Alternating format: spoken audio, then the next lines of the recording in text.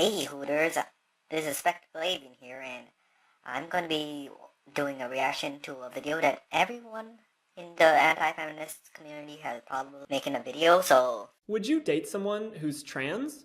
Oh god, why? No, I won't date someone who's transgender. Would you date someone who's black? Probably if our personalities match up and I enjoy being around them. Would you date someone who's fat? Define fat. I wouldn't date someone who wouldn't try to improve if there is something life-threatening into their health. Would you date someone who's disabled? Depending on their disability, if I can't seem to enjoy spending time with them, such as them having a mental disability that I cannot properly communicate with them, I might not be right for them. There are other people in the world who would. Physical disabilities all depend on their personality and whether I'm truly connecting with them prior. Now, honestly, I don't know what your answer is to those questions, but I've met a surprising number of people who would say no to all or at least some of them. Surprising? So, how many people do you know that would date transgender fat black people with disabilities? I'm just curious why you're surprised with such a specific criteria. Your argument is that it's just a preference and that you can't control who you're attracted to. I think... Of course it's a preference. You can't choose who you're attracted to. But in this video, I want to talk about our other biases. Let's start with trans people. Would you date a trans person, honestly? Think about it for a second. Why are you asking this again? We've already went over this in the beginning of the video. You said you don't know our answers. Okay, got your answer? Well, if you said no, I'm sorry, but that's pretty discriminatory. Now, don't... Discriminatory? The unjust or prejudicial treatment of different categories of people or things, especially on the grounds of race, age, or sex. So, saying you won't date someone is unjust. However, saying I'd hit that is inappropriate. Why are our opinions worth a lot when rejecting someone, but worthless when showing attraction? Don't get me wrong, I'm not saying you're a horrible person who hates trans people. There was probably a time in my life when I said I wouldn't date a trans person. But since then, I've thought critically about it and changed my mind. If you were handsome and got disfigured, you'd see how people treat you and most likely would not keep your high standards as a handsome person and might see other people like yourself with more worth than shallow people. If one of the two lovers in Fault in Our Stars wasn't suffering from cancer, they might not meet and have the mutual attraction they had otherwise. Like wheelchair-bound people might connect with other wheelchair-bound people since they share the same disability and you wouldn't be as shallow when you were able to walk. I could sit here and show you photos of conventionally attractive trans people. There are definitely trans people who you would never know are trans unless they told you, because they pass for cis. Or not. I think the main concern that people have in regards to dating a trans person is that they won't have the genitals that they expect. Because we associate penises with men and vaginas with women, some people think they could never date a trans man with a vagina or a trans woman with a penis. Some people are heterosexual, so they might not want to date someone who's not of the opposite sex from what they are. And most of them would want to have a sexual relationship with someone who is biologically compatible, i.e., can have kids with. But I think that people are more than their genitals. I think that you could feel attraction to someone without knowing what's between their legs. Justin, not everyone is bisexual or pansexual in which they can choose anyone to date. And if you were to say that you're only attracted to people with vaginas or people with penises, it really feels like you're reducing people just to their genitals. You're kind of objectifying them, but you're thinking of them more as genitals than objects. So I guess you're kind of genitalifying them? Hey guys, I just thought of a new one. If I'm prejudiced against semen, is that jismism? That is not a real word. Heterosexuals cannot just change who they are just for transgender people. These repulsions, but I don't think they're innate at all. If you met someone who was extremely attractive, had a great personality, but didn't have the genitals that you wanted, you might be surprised to find that it isn't a deal breaker. What the hell? Why can't you just be friends? You know, you would have so much fun hanging out. If you were a girl, all our problems would be solved. What? What do you think about it? We'd hang out, we'd read comic books, we'd see movies. It'd be like the best relationship ever. That does sound nice. Then I'd take you home, slip off your little black dress, and just pile drive you into oblivion. What? As someone who is trans and gay, sometimes people ask me with a very accusatory tone, trans and gay. Justin, you are a straight transvestite. I can see your Adam's apple. It's bigger than my future. But the thing is, I absolutely could be attracted to a woman with a penis. I could be attracted to any woman, cis or trans. If I find you attractive, I don't care what you have down there. But we get it, you're pansexual. Not everyone is pansexual, you believer. we know that sexual orientations are more innate than learned. They're more nature and less nurture. If sexual orientation is not discriminatory, why are you expecting heterosexuals to go against their preferences? Gay conversion therapy has been proven not to work, but you can unlearn your own prejudices. It just takes time and conscious effort. So, gay conversion therapy doesn't work, but straight conversion therapy will somehow be better. And the way that we talk about potentially dating trans people has a lot in common with the way we discuss other preferences.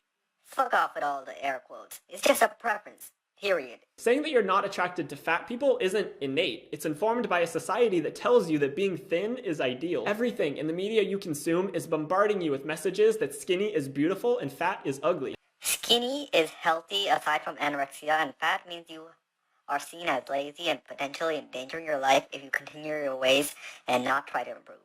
I understand some can be disabilities, but I don't think America's full of overweight people caused by disabilities. Sure, some are, but most of them are overweight because they're unhealthy. And even the nicest of people absorb these messages to some degree. But again, if you find someone attractive and really enjoy spending time with them, there's no reason why their weight should be a factor. Especially since we know that the relationship between weight and health is extremely complex, and you really can't make any moral judgments on a person based on their weight. If I knew about the person, I would reconsider. But why is it okay for heterosexual gender white males to be seen as evil, misogynistic, sexist slave owners without getting to know them?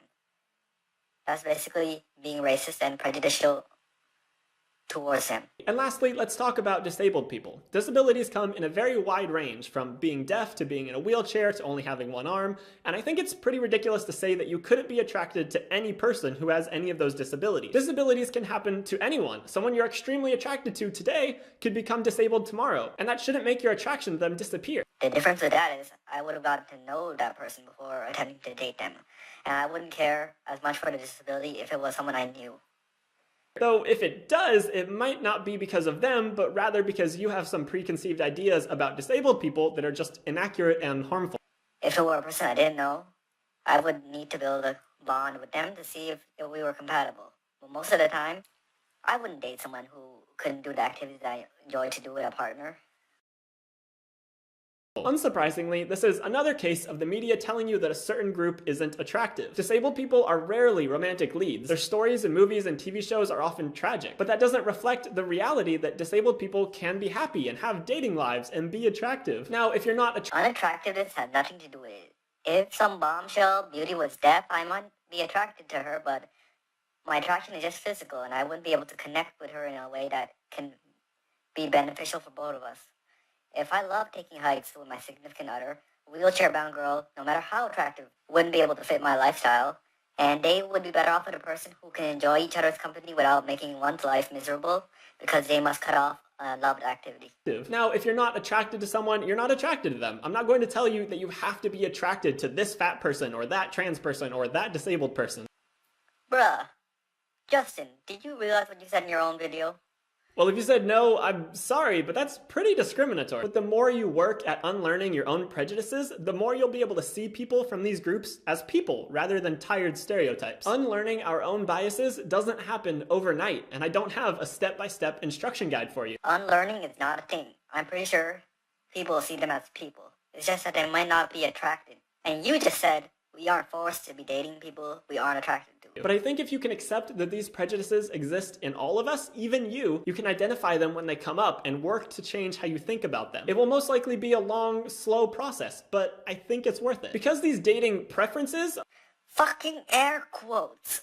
Now, if you're not attracted to someone, you're not attracted to them. I'm not going to tell you that you have to be attracted to this fat person or that trans person or that disabled person. Are ultimately harmful to people who don't fit into your box of what a conventionally attractive person looks like. So, I can't get anyone to date me, so you should date me or you're a bigot. It makes people feel isolated, alone, and unwanted to hear that they're universally unattractive to people. People have different preferences. Now, if you're not attracted to someone, you're not attracted to them. I'm not going to tell you that you have to be attracted to this fat person or that trans person or that disabled person. I don't think there's anyone out there who somebody doesn't find attractive. Say what now? It makes people feel isolated, alone, and unwanted to hear that they're universally unattractive to people. Beauty is an eye of the beholder. But I guess you want to neaten that eye open to your own selfish agenda. We're sold this image of the conventionally attractive person, but in reality, all kinds of people around the world are constantly dating, having sex, finding people attractive, getting married. It's not only the conventionally attractive who find love or have sex. So by working on ourselves to dispel that idea, we can make the world a more welcoming and loving place for everybody, no matter how they look. This video is a part of my Feminism with Riley series. Riley? Justin, not everyone is bisexual or pansexual in which they can choose anyone to date. Trans and gay. Justin, you are a straight transvestite.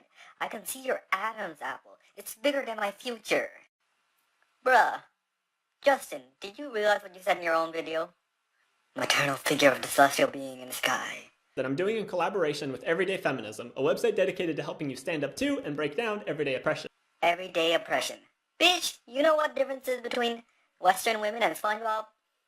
SpongeBob was actually oppressed. Krusty Krab is unfair! Mr. Krabs is in there! Standing at the concession! Plotting his oppression! Look at them dislikes. Thank you guys for watching my video. I hope you derp and smash the like button and have a discussion in the comments below. I'm gonna go fly off.